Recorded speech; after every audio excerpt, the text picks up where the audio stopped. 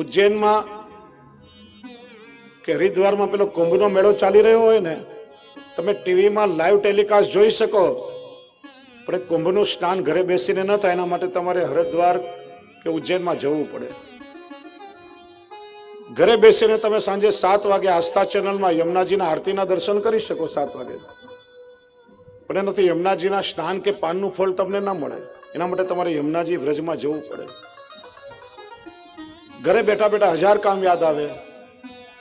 થોડી કથા સાંભળી, ત્યાં તપેલીમાં દૂધ ઉભરાયું. થોડી કથા સાંભળી, ત્યાં ભેંસને ધોવાનો સમય થયો.